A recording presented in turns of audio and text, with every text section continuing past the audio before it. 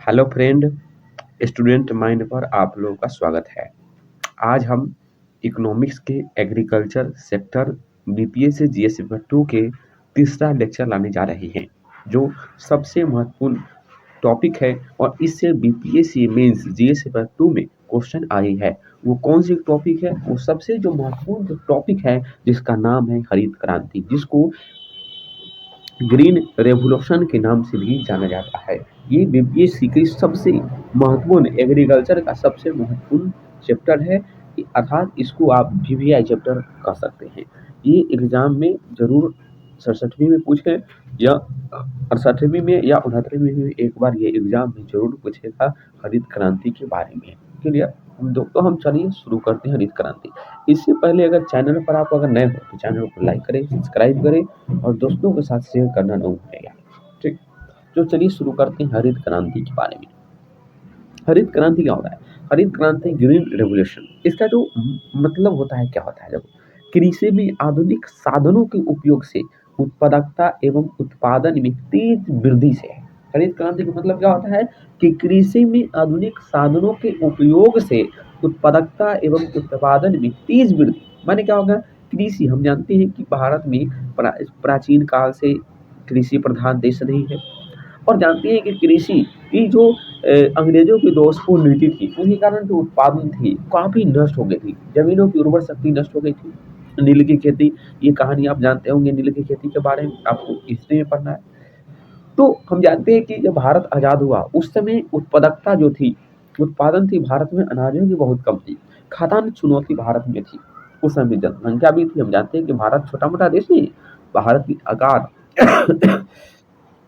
कई देशों से 3 गुना 4 गुना है। तो भाई भारत की तो बढ़ती जनसंख्या थी, बहुत बड़ी जनसंख्या थी उस समय, और खाद्यान्न चुनौती थी। रोटी कपड़ा, जो अब आज खाना खाने नहीं थे आधी जनता को, न तो खाना था नहीं कपड़ा था, घर तो था ही नहीं। तो इसीलिए हमारी सरकारों ने देखा कि बढ़ती जनसंख्या है, खाद्यान्न चुनौती बनी हुई है, खाने नहीं है, खाने लोगों की खाली है, तो इसको उत्पादकता एवं उत्पादन में कैसे बढ़ोतरी हो, तो इस पर रिसर्च किया गया। और कृषि के महावैज्ञानिक स्वामीनाथन के बारे में आप जानते ही होंगे। ठीक, और स्वामीनाथन इन्होंने कहा कि भाई कृषि में क्या करो, आधुनिक यंत्र, आधुनिक तंत्र के उपयोग करो, आधुनिक साधन, परंपरागत खेती नहीं, आधुनिक खेती करो, रासायनिक उर्वरक दो,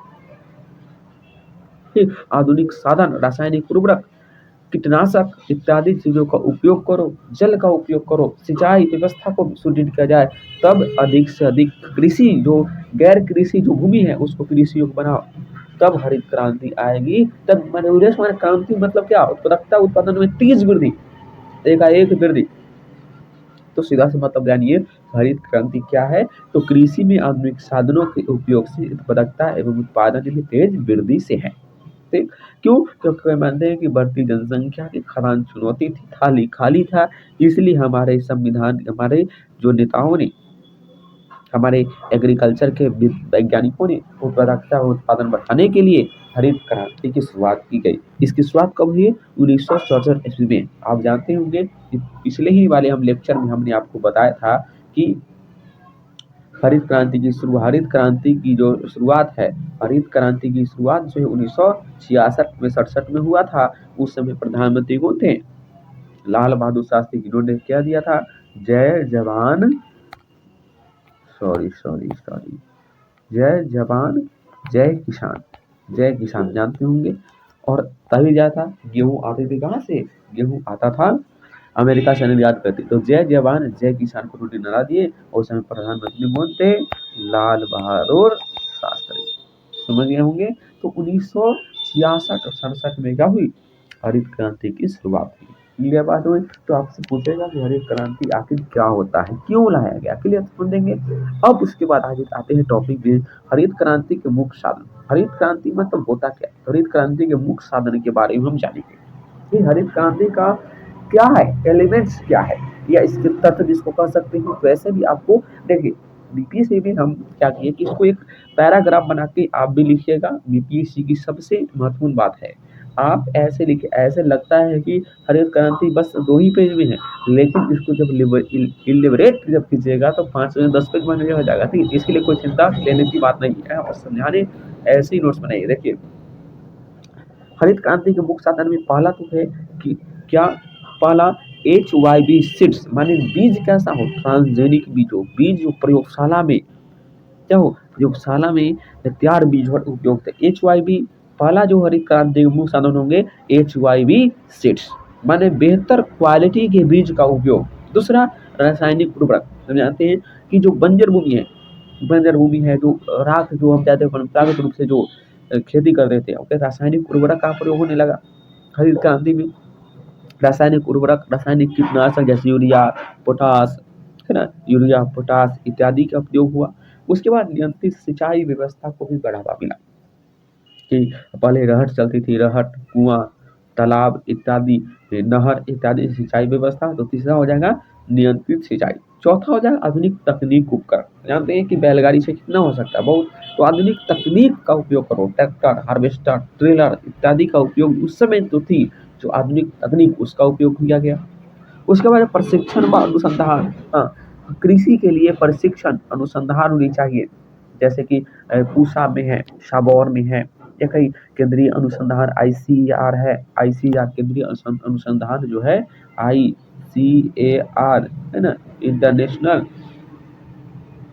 ICAR, पूसा, साबौर, साबौर, है ना, इत्यादि बहुत सारे जो है, इत्यादि बहुत सारे जो प्रशिक्षण अनुसंधान की व्यवस्था की है, ताकि कौन सा बीज, खाद, प्रोडक्ट कैसे उसको खेती किया जाए, किसानों को क्या सहायता दिया जाए, मौसम किस प्रकार खेती कब किया जाए, क्यों किया जाए, कैसे किया जाए इत्यादि वैज्ञानिक उसको क्या करता है, प्रयोगशाला में प्रशिक्षण करे। बीज का, कौन सा बीज के लिए कौन सा उर्वरक ठीक है, जमीन की मिट्टी की जांच कैसे हो, जमीन की प्रकार किस प्रकार अम्लीयता कम होगी, इन सारी जानकारियों के लिए वैज्ञानिक, आम तो किसान की बात की बात नहीं है, तो करेगा कौन, वैज्ञानिक, और इस वैज्ञानिकों को प्रोत्साहन, इसलिए सरकार बोला क्या, बड़े बड़े प्रशिक्षण एवं अनुसंधान का क्या किया गया, विकास किया गया। क्लियर। उसके बाद है खरपतवार नाशक, जो हम जाते हैं कि फसल में बड़े बड़े जो कीट लग जाते हैं, तो कीटों को नाशक के रूप में खरपतवार नाशक का उपयोग। उसके बाद जो अलग साधन है वो है कृषि साधन। जाते हैं, कृषि के लिए सबसे महत्वपूर्ण चीज है पूंजी। जब पूंजी ही नहीं रहेगा किसान के पास, तो कृषि क्या चीज से करेगा, तो कृषि साख की व्यवस्था की गई। और हम पिछले ही वीडियो लेक्चर में कह सकते हैं कि छठी पंचवर्षीय योजना में कृषि साख एवं ग्रामीण विकास के लिए साख के लिए और ऋण के लिए सर्वोच्च व्यवस्था नाबार्ड का स्थापना किया गया। आप पिछले वीडियो अगर नहीं देखे हैं देख लीजिए, नाबार्ड की क्या किया गया, स्थापना किया गया है, क्लियर, किसी साख के लिए। और उसके बाद रासायनिक कीटनाशक और विपणन की व्यवस्था को बेहतर ढंग से क्रियान्वयन किया गया। तो ये हरित क्रांति के कुछ प्रमुख साधन है ना? प्रमुख साधन कितने, रासायनिक कीटनाशक, विपणन की सुविधा, HYV सीड्स, रासायनिक उर्वरक, नियंत्रित सिंचाई, आधुनिक तकनीक उपकरण, प्रशिक्षण व अनुसंधान, खरपतवार नाशक, कृषि साधन इत्यादि। तो ये हो गए हरित क्रांति के प्रमुख साधन। इसके अलावा भी इसे, और इन सारी हरित क्रांति की जो, ये हरित क्रांति के जो मुख्य साधन है, इसको उपलब्ध कराने में कई सारे संस्था है, उनकी प्रमुख भागीदारी है। जैसे हमने कहा बात कि ICAR है ना, हमने कहा क्या बात आई, हमने बात कही कि ICAR कृषि विश्वविद्यालय इत्यादि के द्वारा, पूसा इत्यादि के द्वारा प्रोत्साहन। उसके बाद कावेरी सीड्स, माने सीड्स जो बीजों को एक बेहतर क्रियान्वयन कर सके, है ना, बीजों के लिए कंपनियां जैसे कावेरी सीड्स, राष्ट्रीय बीज निगम इत्यादि जो बीजों के प्रोत्साहन के लिए कार्य में लाए गए। उसके बाद एपेडा, वर्तमान में देख सकते हैं एपेडा, पतंजलि, ICT इत्यादि की भी संस्था की भूमिका रही। एपेडा, पतंजलि, ITC सब याद रखिए, ये सब संस्था का नाम है, ये सब आपको याद रखिएगा, इसको एग्जाम्पल देने में आपको ठीक रहेगा। कृषि शाखा के लिए हमने कहा नाबार्ड की व्यवस्था की है। तो ये सब जो संस्था थी, सब क्या है, एक संस्था है जो कृषि और हरित क्रांति के मार्ग उपलब्ध कराने में सहायक थी। जैसे कि ICAR हो गया, कृषि विश्वविद्यालय हो गया, कावेरी सीड्स हो गया, राष्ट्रीय बीज निगम हो गया, एपेडा हो गया, पतंजलि हो गया, ITC हो गया, नाबार्ड हो गया इत्यादि। ये क्या है, संस्था है। बहुत से संस्था है, बल्कि एग्जाम्पल में आप इतना याद रखिए, ज्यादा एग्जाम्पल आपसे याद भी नहीं होगा। ठीक, तो एग्जाम्पल में इतना काफी है, याद रखिए। तो ये सब क्या है, इनके हमने देखा कि हरित क्रांति क्या होता है, क्यों लाया गया, कब शुरुआत हुई, ठीक है। हरित क्रांति के मुख्य साधन क्या क्या होता है, एलिमेंट्स क्या क्या होता है हरित क्रांति की, ठीक। उसके बाद उसको उपलब्ध कराने में कई सारे संस्था का भी निर्माण किया, वो सब संस्था का भी नाम हमने जान लिया, इसको आप देख लीजिएगा, ठीक, इसको याद कर लीजिएगा। अब जब भारत में हरित क्रांति आई तो क्या सकारात्मक पक्ष आया, फायदा क्या हुआ, लाभ क्या हुआ। देखिए कोई भी काम होता है तो हम फालतू तो हम नहीं करते हैं, तो लाभ तो हुआ बहुत सारे। हम जानते हैं जब हरित क्रांति आई भारत में बहुत सारे क्या हुए, लाभ हुए। इसके सकारात्मक पक्ष को हम देख सकते हैं। पहला तो क्या हुआ कि हमारे थाली में जो अनाज नहीं था, अब क्या हो गया, अनाज आ गया। अब भारत के लगभग सभी लोगों के पास खाने चले गए, तो खदानों के मामले में क्या हो गए, आत्मनिर्भर हो गए। दूसरी बात कि गेहूं चावल की जो उत्पादकता जो कम थी, अब क्या हो गया, गेहूं चावल की उत्पादकता बढ़ गई। क्यों बढ़ गई, क्योंकि हमने हरित क्रांति के अनुसार जो गैर कृषि भूमि था उसको हमने कृषि योग्य बनाया। हमने रासायनिक उर्वरक का प्रयोग किया तो फसल भी क्या होगी, ज्यादा उपजे। हमने हमने बैलगाड़ी जो परंपरागत जो तकनीक था उसके जगह हमने क्या ना ट्रैक्टर का उपयोग किया। जैसे ट्रैक्टर एक यूज होता है, ट्रैक्टर और बैलगाड़ी में अंतर देखिए कि एक जो ट्रैक्टर होगा वो कितनी बीघा खेतों को, कितने हेक्टेयर खेतों को एक दिन में जोत देगा, लेकिन एक बैलगाड़ी को, लेकिन सॉरी एक बैल को जोतने में कितना टाइम लगेगा। तो कृषि जब आधुनिक तकनीक का जब प्रयोग हुआ, तो कृषि में मशीनीकरण का जब प्रयोग हुआ तो व्यापक इसके क्या हो गया, इसके क्या हुआ, एक तो टाइम भी कम बचा, टाइम भी कम लगा और फायदा भी अधिक हुआ। अब ये नहीं कि हर साल हम कृषि में लगे रहिए ना, एक दिन गए खेत में, अपन खेत में जोत दिए, खादे दिए, बस 2 दिन 3 दिन चार लगा, फिर 1 महीना बाद जाएंगे खेत में। ऐसा ही नहीं कि पहले होता था कि परंपरागत रूप से खेती होता था, खुरपी है, ये है, वो है, तो कृषि में ज़्यादा दिन देना पड़ता था और उत्पादन भी कम होता था। लेकिन अब कम टाइम में देकर मशीनों का उपयोग है, कम टाइम दिए और ज़्यादा उत्पादन हुए, कम पूंजी भी लगा, फायदा भी आ गया। तो इस प्रकार हरित क्रांति के बहुत सारे सकारात्मक पक्ष देखने को मिले। पहला गेहूं एवं चावल की उत्पादकता एवं उत्पादन में भी क्या हो गई, वृद्धि हो गई। खाद्यान्नों के मामले में आत्मनिर्भर हो गए। कृषि में हमने मशीनीकरण का उपयोग लाया, ट्रैक्टर, हार्वेस्टर, थ्रेसर इत्यादि का उपयोग लाया, इससे हमें टाइम कम लगा, कृषि पर हमने ज्यादा ध्यान देना नहीं पड़ा और अब अन्य काम जो थे वो भी हम धीरे धीरे करने लगे। इस कारण बहुत सारा फायदा हुए। उसके बाद किसानों की आय में भी सुधार हुआ। जो किसान की मजबूरी होती थी, अब किसी से एक कृषि के रूप में एक पहचान भी बन गई। अन्य क्षेत्रों को बढ़ावा, जैसे कि जानते हैं कृषि आलू होगा, आलू जब होगा तभी तो चिप्स बनेगा, तो अन्य क्षेत्रों को बढ़ावा, जब चिप्स बनेगा तो फैक्ट्री लगेगी तो क्या होगा, रोजगार बढ़ेगा, रोजगार मिलेगा, तो अन्य क्षेत्रों को क्या बढ़ावा, कृषि ही नहीं होगी तो हम जानते हैं कृषि पर तो सब कुछ आ रहा हुआ है। चिप्स कहाँ कृषि से आ रही है, कृषि में जब तक आलू नहीं होगा चिप्स कैसे बनेगा, चिप्स नहीं बनेगा तो रोजगार कैसे मिलेंगे, क्लियर। तो आलू से चिप्स, गेहूं से आटा, गेहूं से मैदा, गेहूं से चोकर, तो ये जो चीज है कृषि, फल सब्जियां सलाद, आप ये जो भी चीज खाते हैं सब क्या, सब तो कृषि से ही आते हैं परंपरागत रूप से। तो अन्य क्षेत्रों को जैसे उद्योग धंधे, बैंकिंग, रोजगार, आय, व्यापार, दुकानदारी क्या हो गया, अन्य क्षेत्रों को क्या मिला, बढ़ावा मिला। हरित क्रांति से अन्य क्षेत्रों को व्यापक बढ़ावा मिला, शेयर मार्केट भी उछाल आई। उसके साथ साथ हम जाने एक हम भारत जो थे हम निर्यातक बन गए, हम दूसरे देशों में हम गेहूं चावल पहले हमारे लिए खाने के लिए कुछ नहीं था, अब दूसरे देशों को हम निर्यात करने लगे। जैसे अगर वर्तमान में अगर हम देखें तो कृषि उत्पाद में अभी वृद्धि हुई है 2022, देख लीजिए डेटा, कृषि उत्पाद में वृद्धि के लिए 2022 और 2022 में अभी तक 310 मिलियन टन हम अपनी अनाज को क्या करते पहुंचाते हैं, 310 मिलियन टन हम अनाज को क्या करते हैं अभी हम, ये देखिए ये देखिए यहाँ पर है, सॉरी 2022 निर्यात, अभी जो निर्यात को कितना 22 बिलियन हम निर्यात करते हैं, ठीक, 22 मिलियन जो हम क्या करते हैं अभी कृषि जो है हमें हम निर्यात करते हैं, इतनी पावरफुल है। ग्रामीण लोगों को भी क्या मिला, रोजगार मिला, कृषि में जो कार्य करते थे उसको भी रोजगार मिला, अधिशेष कृषि को बढ़ावा मिला। कृषि, अब जो कृषि मजबूरी थी अब कृषि क्या हो गया, लाभकारी हो गया, टाइम भी कम लगा, अन्य क्षेत्रों पर भी हम ध्यान देने लगे और किसानों की एक प्रतिष्ठा सम्मान भी मिला और किसान में आय आने लगी, किसानों की जो आर्थिक स्थिति हुई होती। तो इस प्रकार बहुत सारे सकारात्मक हरित क्रांति को, तो इन सारे कारणों से हुआ, इन कारणों से इतनी बड़ी समाज में सामाजिक आर्थिक राजनीतिक रूप से इतनी जो व्यापक प्रभाव हुआ, बदलाव हुआ, तो अभी हम कहते हैं कि अब भारत में क्या आ गया, क्रांति आ गया। कौन सा क्रांति?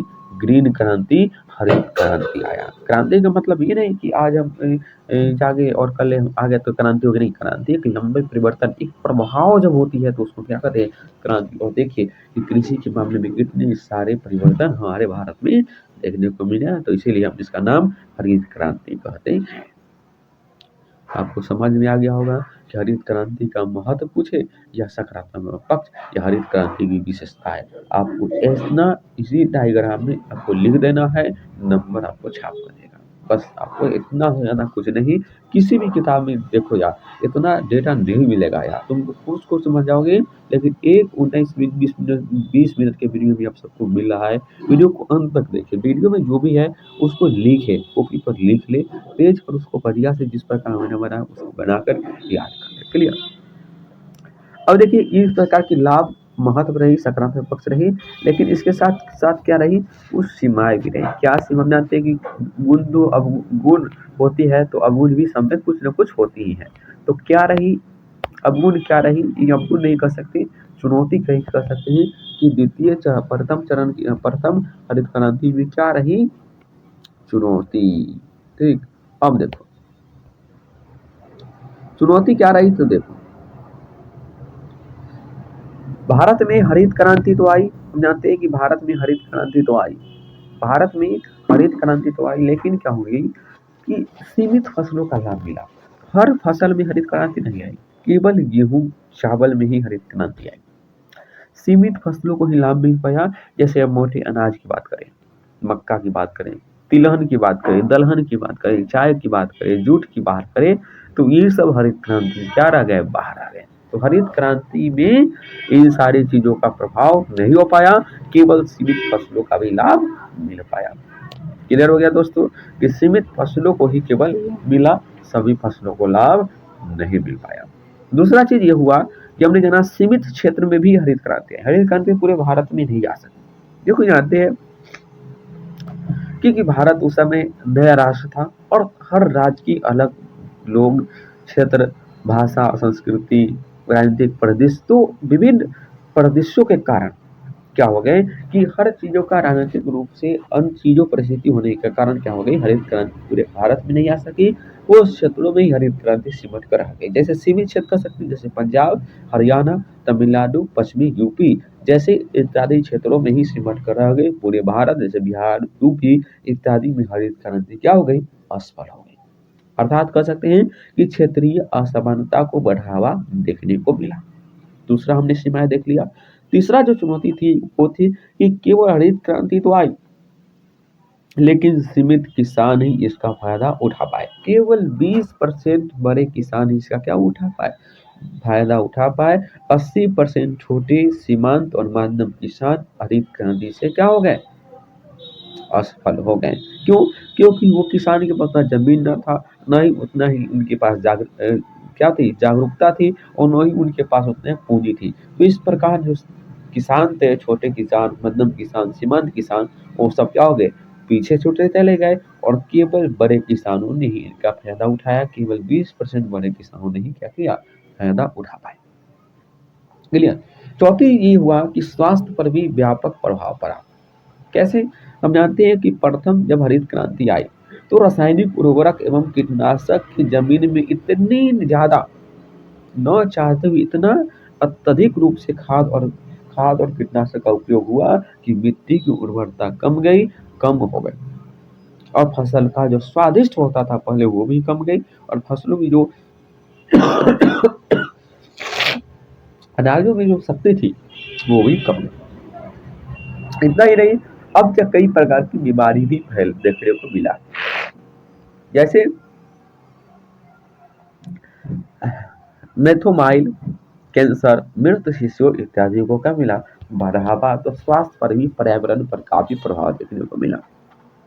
उसके बाद पर्यावरणीय समस्याएं भी देखने को मिली, जैसे जलाक्रांति हो गई। अत्यधिक सिंचाई से क्या होगा, अत्यधिक सिंचाई के कारण जो भूमिगत जल थी उसको भी कमी हो गई। उसके बाद क्या हो गई कि कृषि के चक्कर में बहुत सारे वनों को भी काट डाला, उजाड़ डाला, इसलिए वनोन्मूलन भी हो गया, और जितनी जो पशु पक्षियाँ थी उसका भी क्या हो गया, धीरे धीरे अल्पमत की स्थिति में, लुप्त होने की स्थिति में आ गई। तो पर्यावरण और पर्यावरणीय समस्या भी देखने को मिला, भूमिगत जल की समस्या देखने को मिला, प्रदूषण भी देखने को मिला। इसके साथ ही क्या हो गई, पलायन की समस्या भी देखने को मिली। हम जानते हैं हरितकरण निष्क्रिय क्षेत्रों में हुआ, तो बिहार यूपी जैसे राज्यों से क्या हुई, पलायन हुआ, और आज भी पलायन की समस्या देखने को मिलता है। इस प्रकार की चुनौती रही, इस प्रकार की कमियां कहिए या हानि कहिए या सीमाएं इसको कहिए या चुनौती कहिए, ठीक, तो सब कुछ यही हुआ। तो जब भी आपको कहे कि हरित क्रांति के आलोचनात्मक परीक्षण कीजिए, तो आप इनकी सीमाओं को या इसके चुनौती दिशा के और ऐसे ही आप पैराग्राफ बनाइए, उसको लिखिएगा। इससे ज़्यादा कुछ ज़रूरी नहीं आएगा। देखने में कम लगता है, लेकिन 10 पॉइंट है, और 10 पॉइंट किसी से भी जाकर पूछो, 10 पॉइंट कोई नहीं बता सकता। क्लियर? तो ये बात है।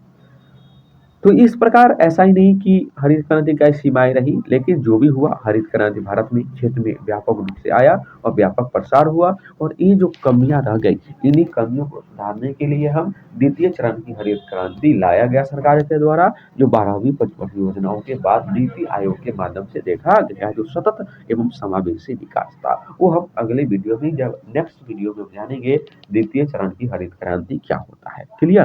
तो आप बस इतना ही, ये थी भारत स्तर पर। अब बिहार में देख लेते हैं, बीपीएससी है तो बिहार में पूछेगा ही कि बिहार में हरित क्रांति की क्या दशा है।